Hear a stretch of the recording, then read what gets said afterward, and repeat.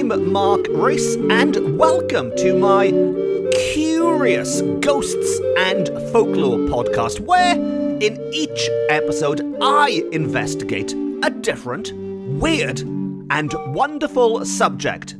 And in this episode, we are all going in search of the devil himself.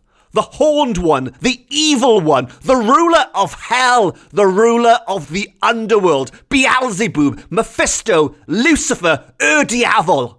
We are going to track down the devil, and we know exactly where to look for him, because it's a bit of a giveaway, but his name is in the name of the village. We are going to Devil's Bridge. And not only is it named after the devil, it does indeed have a Devil's Bridge, and it is the home of one of my favourite folktales, which is also called Devil's Bridge. Now, this Devil's Bridge, and I mean the bridge itself, not the village in Ceredigion, but the bridge, is actually 3 bridges, not one Devil's Bridge. There are 3 Devil's Bridges.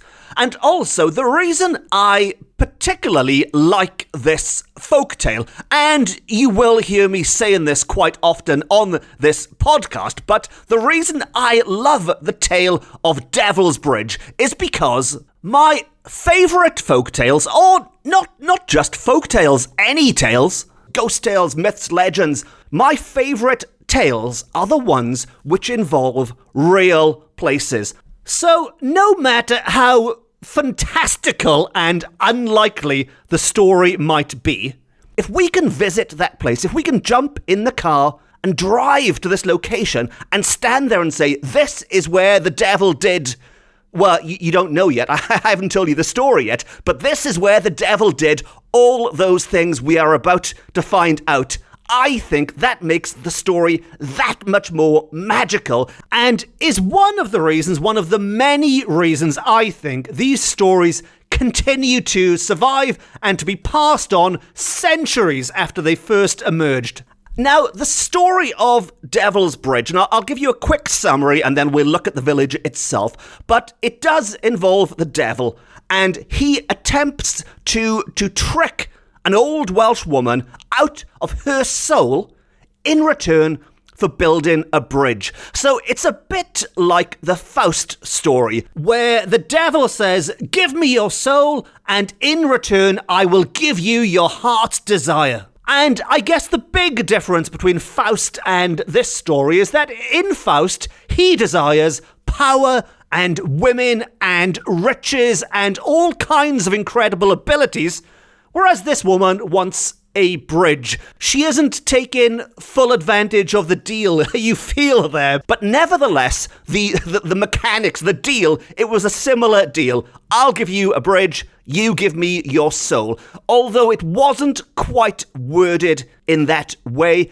as will be revealed when I tell you the complete story. Now, let's begin by setting the scene. And as mentioned, Devil's Bridge, the village, is in the west of Wales in the county of Ceredigion, not too far from Aberystwyth. And while we call it Devil's Bridge, its original Welsh name is Pontarfynach. Now, Pontarfynach translates as the bridge, Pont, on the Mynach. So the Mynach River, Pontarfynach, the bridge on the Mynach. Now, this Welsh name again alludes to a bridge. The devil, however, only pops up in the English version of the name. So, what is so special about this bridge? Why do we keep going on about this bridge? Well, to start with, it is not one bridge. The Devil's Bridge is, in fact, 3 bridges. And when you say that, people assume it's 3 bridges crossing 3 different rivers or lakes. But in fact, it is 3 bridges stacked, one on top of the other. 3 bridges together. And you wouldn't want to fall off any of these bridges. They cross a 90-meter drop, and they are organised by date. So the most recent one is at the top, the oldest one is at the bottom. The top one is an iron bridge that dates from 1901. The second bridge, the middle bridge, is made of stone, and that one was put there in 1753. But it's the original bridge at the bottom, the third one, which dates from sometime between 1075 and 1200, and that is the one which was built by Satan. Probably. Well, maybe. Now, as mentioned, you would not want to fall down this chasm. It is a heck of a big drop. You can, however, walk down a set of approximately 600 stone steps leading to the bottom, which, carrying on with this biblical theme, is called Jacob's Ladder. And once you've walked down Jacob's Ladder, you will never ever forget it. And I remember the first time I visited Devil's Bridge, and it was, God, a couple of decades ago, I think. I'm starting to feel old just thinking about it, so let's move on. But I was particularly unfit back then. I mean, I'm still unfit now, but back then, I think it was in my initial student days when I was much more nocturnal, and let's just say I wasn't eating my 5 a day back then. And the plan was we would have a quick look at the bridge. It was lovely. A quick look at the hotel. I'll talk about that in a minute. And then we would pop on the steam train. The steam train is the other little landmark in Devil's Bridge. Now, the steam train, for whatever reason, was not running, and we sat around and we twiddled our thumbs and we waited. And in the end, we thought, well, look, the train isn't coming. Why don't we do something else? And the person I was with said, yes, let's walk down Jacob's Ladder and let's explore everything at the bottom, right at the bottom of Devil's Bridge. And how I made it back, I do not know. I must have stopped for breath a million times.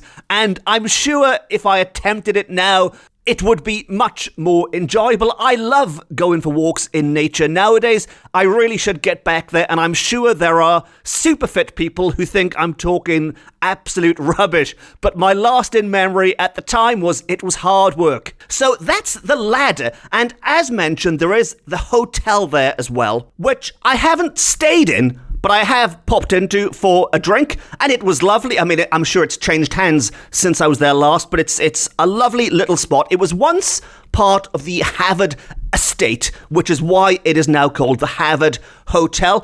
And I think I'm right in saying it is where George Burrow stayed during his time in Devil's Bridge while writing his Wild Wales book, a hugely influential travel guide to Wales, which included lots of little snippets of local legends and things in it. It's a fascinating book. And I guess that's where he stayed in the 19th century. And if we're talking about famous people here, the English painter J.M.W. Turner, arguably England's greatest painter, did stop by and sketch the water falling and the bridges at the time. And along with Turner, the other romantic visitor of note was William Wordsworth. And I'm convinced those two, I know it might have been years apart, but I'm starting to think they were joined at the hip, because whenever I look back at Welsh places, if Turner turned up to sketch or paint the place, there's a pretty good chance Wordsworth followed after him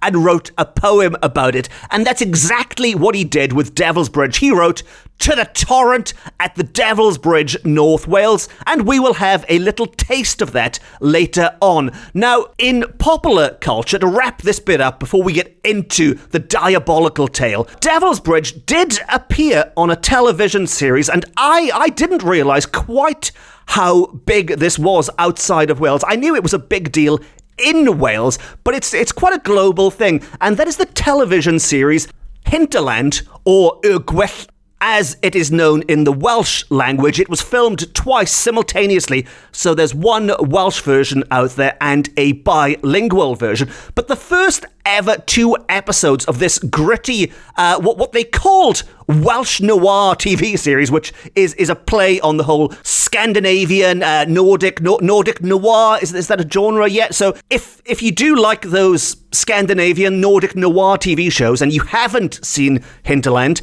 and you enjoy this story about the devil, you might want to check it out on one of those popular streaming places. Now, that's enough build-up. Let's get on with the folk tale itself. Now, this is one of Wales's most famous, best-known folk tales. It's right up there with the likes of the story of Bydd Gelert. And as such, there are some different variations out there. The story has been tweaked and changed slightly over the years. But for me, one of the best sources for these kind of stories is in the Welsh Fairy Book. Now, this was first published in 1907 by W. Jenkin Thomas, a Welsh author who is best known for this collection of fairy tales, and what a work it is.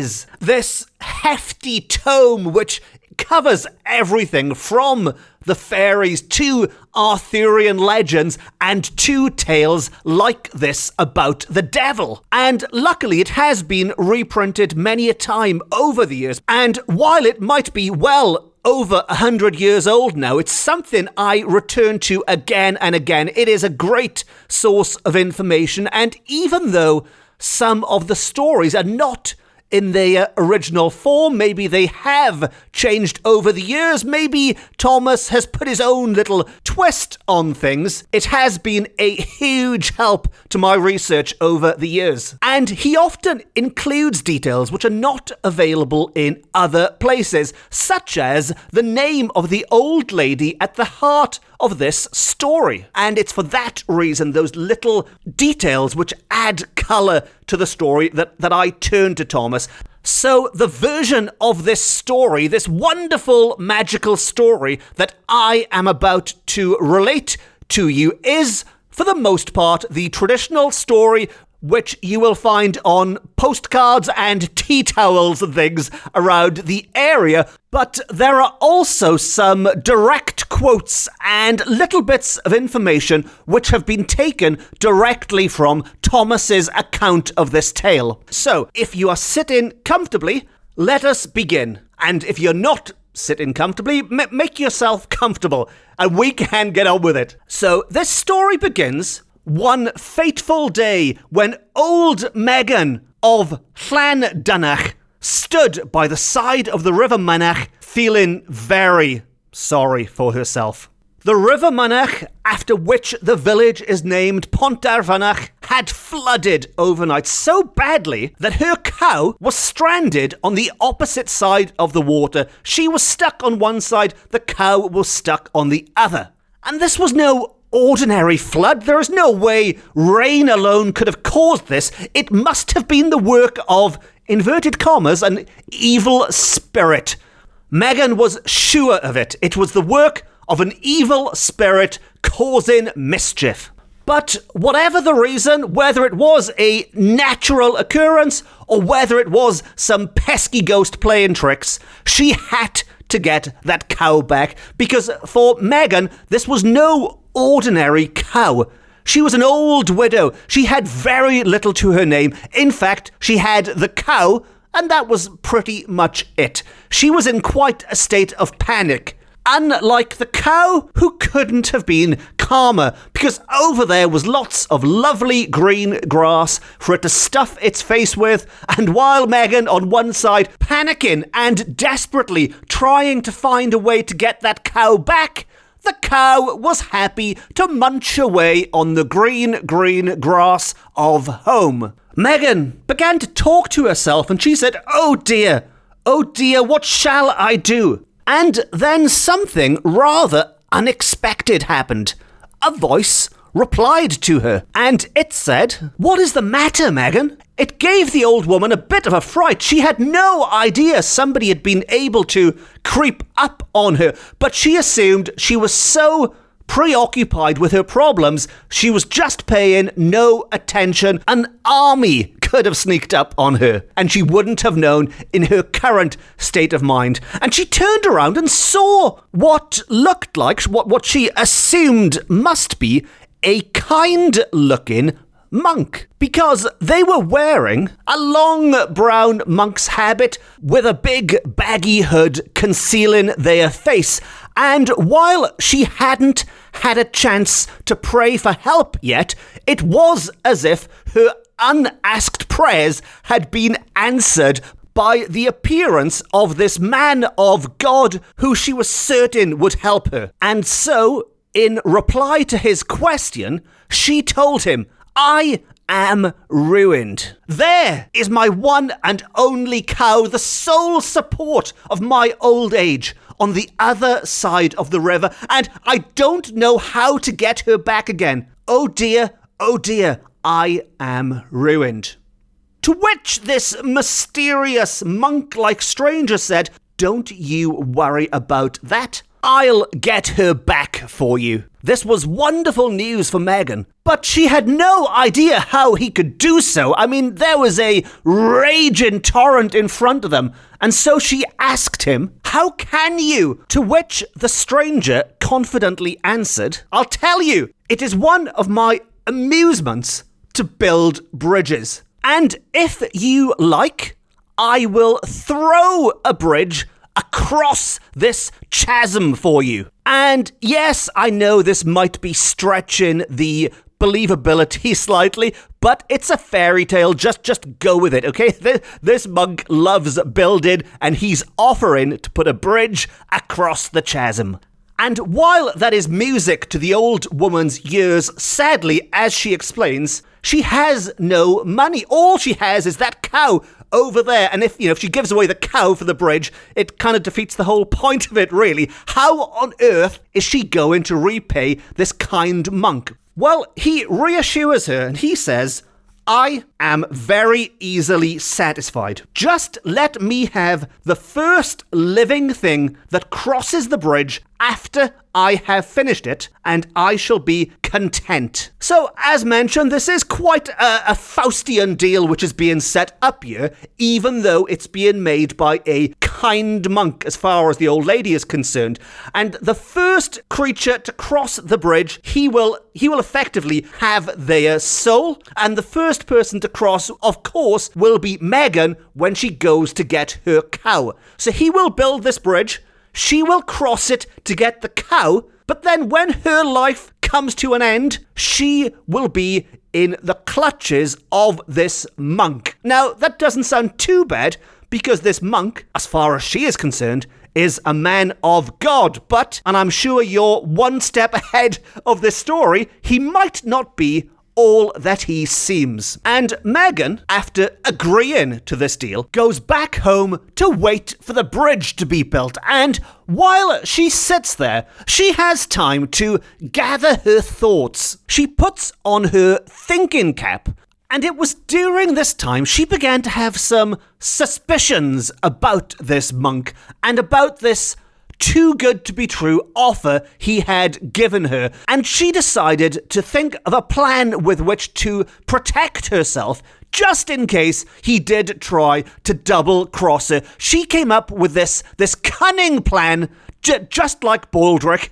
And as it says in the book, and I quote, "She was not half such a fool as she looked. In fact, she was more of a detective, a Welsh Miss Marple who picked up on some quite important clues. And there was definitely something strange about this monk. There was something rather peculiar about his foot. Now, what exactly, she couldn't be certain, but more than that, there was something about his knees as well. In fact, the knees looked back to front. And as she waited for that bridge to be completed, she thought and thought about these peculiar feet and back to front knees until it gave her a headache. But by the time she was summoned back to the side of the river to see the completed bridge. She thought that she had worked out the secret of this monk. She had put 2 and 2 together and worked out his plan, or so she thought. And not only that, she had a way to thwart his plan, and in order to do so, she hid a loaf of bread under her shawl. And as she walked back there, she dropped little bits of crust along the way, which were devoured by her hungry little dog, which followed her all the way back to where the monk was waiting. And for the conversation that follows, I am going to quote again from Thomas's book. And the monk says, "There's a bridge for you," pointing proudly to a fine span bestriding the yawning chasm. And it really was something to be proud of. Said Megan. Oh, I think that's how you pronounce it, H and some M's. It might have been, Anyway, take your pick. Yes, she said, looking doubtfully at it. Yes, it is a bridge, but is it strong? Strong, said the builder, indignantly. Of course it is strong. To which she replied, will it hold the weight of this loaf? And she whipped that loaf of bread from underneath her shawl. The monk/builder laughed at this suggestion. Hold the weight of this loaf? Throw it on and see. Ha ha. Or ha ha ha ha.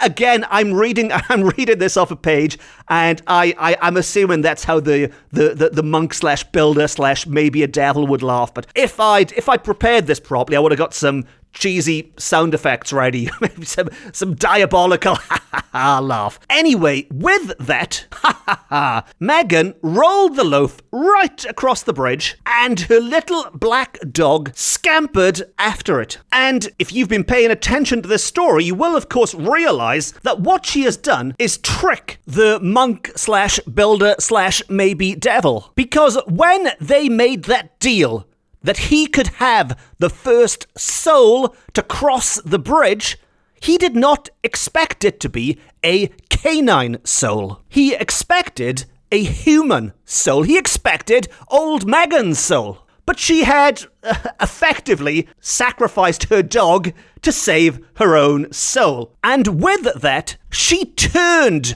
to the monk/builder/ maybe devil, and she said to him, yes, this bridge will do. And, kind sir, my little dog is the first living thing to cross the bridge. You are welcome to him. And I thank you very much for all the trouble you have taken. Now, as a dog lover, I find this a bit harsh, and I hope for her sake the Gwithgi wasn't listening, because she would be in trouble with the other dogs in Wales. But never mind, there is a happy ending coming up for dog lovers. Well, there's a happy ending in Thomas's version. This is not in all of them, and this is another reason why I prefer Thomas, because in his version, innocent dogs do not get dragged to hell for eating bread. Because in his version, the monk replies to old Megan with, "Tut, the silly dog is no good to me." And with that, he vanished into space, leaving only the smell of brimstone in his wake. Just as she had suspected, this was not a monk. This was not a builder. It was not a monk who liked building. It was not a builder who liked monking. I know, that's not a word. But anyway, it was the devil himself. She had outwitted the devil. And if you hadn't made the connection earlier, she did so because those legs, certainly at the time in Wales, back when things were a little bit more God-fearing, the devil was assumed to have the legs or the lower body of a goat, which is why the knees were pointing the wrong way, and those feet, which were peculiar, would presumably have been cloven. It was the cloven hooves and the back-to-front knees which gave away the devil's true identity. And so, if there's one lesson to be taken away from this wise old fairy tale, it's that if you ever suspect that you are dealing with the devil, always check out their legs. And before we wrap up that story, I should point out another little peculiar peculiarity with beliefs in the devil at the time is that the bridge became known as Bad Man's Bridge, presumably because people did not want to utter the bad man's name aloud. Now, of course, since then, it has become more popularly known as Devil's Bridge, although the original name is still Pontarfynach, which is the Welsh name for it. And the three bridges we see today, that bottom one was created all those years ago by the devil himself in order for an old Welsh woman to rescue her stranded cow, and the first living creature to cross it was a dog who survived going to hell. And nowadays, it serves as a permanent reminder of the time the devil visited Ceredigion. Although he did visit on several occasions, there are a lot of stories out there involving the devil. They are all coming your way, slowly but surely, on this podcast. And of course, if you haven't listened to it already, episode 2 of this podcast looks at another wonderful tale which combines fact and fiction, well, maybe, and that is the Swansea Devil, a physical object, a statue of a devil, which, if you believe the stories, is responsible for burning down a church and is now tucked away safely in a museum. But if you want to know all about the mysteries surrounding the Swansea Devil, as opposed to the Ceredigion Devil, then at the end of this episode, pop back and check out episode number 2. And as for upcoming stories of the devil, as always, if you haven't already, please consider hitting the subscribe button, because if you do, you will never miss an episode ever. You will never miss a story about the devil. And just off the top of my head, I've got one coming up which includes him hiding in a work of art, and another in which he attempted to lure the monks in a monastery away from the path of God and into his clutches. And best of all, as of next week, this podcast is going full on Halloween. I've got so many surprises up my sleeve for the entire month of October.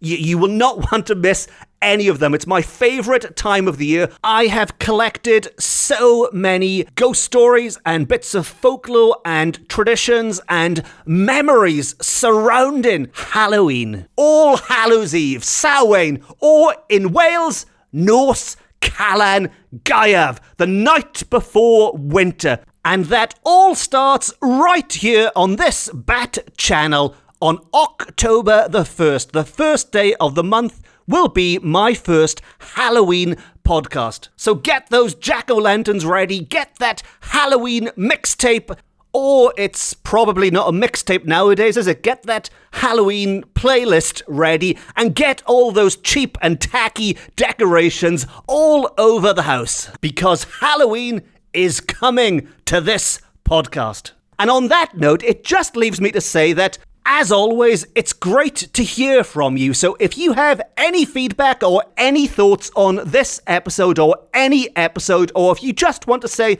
hello, please track me down by the website. You can email me direct from the website, or there's also links to all of my social media profiles. I'm on all the main social media websites. So get in touch. Let me know what you thought of the Devil's Bridge. Maybe you've been there yourself. Maybe you've walked down Jacob's Ladder and found it easy peasy. What am I moaning about? Whatever it is, I look forward to hearing from you. And on that note, I did mention that we would hear a little bit of William Wordsworth's poem inspired by his visit to Devil's Bridge. And this was composed in 1824. So it just leaves me to say thank you very much for listening. Diolch yn fawr iawn am gwrando.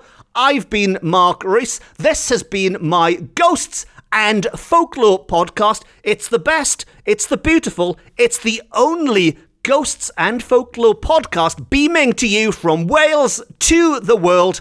And to quote William Wordsworth, from the dread chasm, woods climbing above woods, in pomp that fades not, everlasting snows, and skies that near relinquish their repose, Such power possess the family of floods over the minds of poets, young or old. Until next time, Nostar.